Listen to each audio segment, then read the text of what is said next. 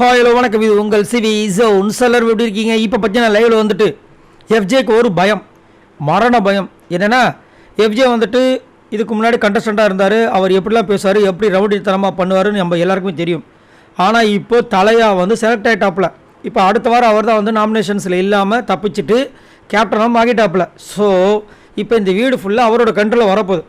இப்போ என்ன மேட்டர்னா, ஆல்ரெடி வந்துட்டு கேப்டன் ஆனவங்க தான் நிறைய பேரோட முகத்திற்கு கிழிஞ்சுது.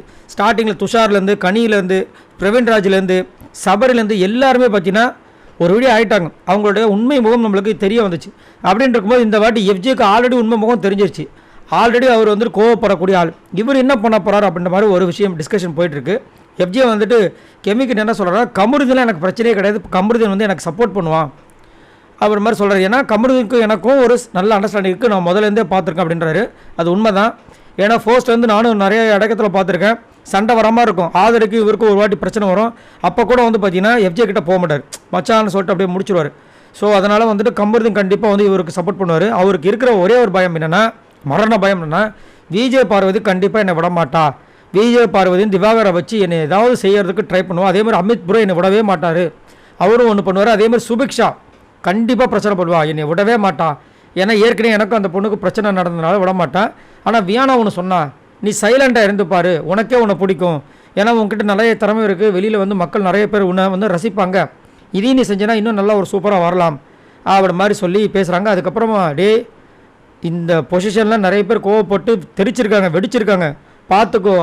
ஆல்ரெடி சபரியை பார்த்தல அப்படின்போது, இல்லை சபரி ஏன் கோவப்பட்டார் அப்படின்னா, அவர் எல்லா கோவத்தையும் உள்ளே வச்சு அடக்கினதுனால திடீர்னு வெடிச்சிருச்சு. நான் எப்பயுமே உள்ளே வச்சு அடக்கினதே கிடையாது, அதனால் எனக்கு பிரச்சனை இல்லை. எனக்கு இருக்கிற ஒரே பிரச்சனை இந்த விஜய் பார்வதி தான் ஃபஸ்ட்டுன்ட்டார். ஆக்சுவலாக கேப்டனாக வந்து எல்லாருக்குமே ஒரே பிரச்சனை விஜய் பார்வதி மட்டும்தான். என்னென்னா விஜய் பார்வதி கத்தில் அவங்களோட உண்மையான சுயரூபம் நம்மளுக்கு வருது. இப்போ விஜய் பார்வதியால் தான் விக்ரமோட நம்மளுக்கு இன்னொரு ஃபேஸ் தெரிய வந்தது. விஜய் பார்வதியெல்லாம் துஷார் வந்து அவரோட இன்னொரு ஃபேஸ் தெரிய வந்துச்சு, சபரி தெரிய வந்துச்சு, கனியோடது தெரிய வந்துச்சு, பிரவீன்ராஜ் தெரிய வந்துச்சு. இப்போ என்னென்னா எஃப்ஜேயோடது ஆல்ரெடி தெரிஞ்சிருச்சு. எஃப்ஜே என்ன பண்ண போகிறான்றத பிரச்சனை. பதறாப்பில் கண்டிப்பாக இருக்குமா இல்லையா? அப்புறம் பாம்புக்குறீங்கன்னா சும்மாவா? சரி, நீங்கள் உங்களோட கருத்தை சொல்லுங்கள். எஃப்ஜே எப்படி திறம்பட இந்த பிக் பாஸ் விட்டு நடத்துவான்னு நினைக்கிறீங்க? எனக்கு தெரிஞ்சு கஷ்டம்தான். ஏன்னா அவர் வந்துட்டு அந்தளவுக்கு மெச்சூரிட்டி கிடையாது, சுருன்னு கோவம் வர ஆள். இவர் என்ன பண்ண போகிறனாலும் ரொம்ப ஈகராக வெயிட் பண்ணிகிட்ருக்கேன். ஸோ யார் இவங்களுக்கு பெரிய ஒரு தலைவலியாக இருப்பாங்க எஃப்ஜேக்கு? அது விஜய் பார்வதியா, திவாகரா, இல்லை அவர் நினச்ச மாதிரி சுபிக்ஷாவா, இல்லை அமிதா, இல்லை இதுலேருந்து புதுசாக வரும் பாருங்கள் அப்படின்னு நினைக்கிறீங்களா? மறக்காமல் கமெண்ட்ஸ் பண்ணுங்கள். பாய் நண்பர்களே.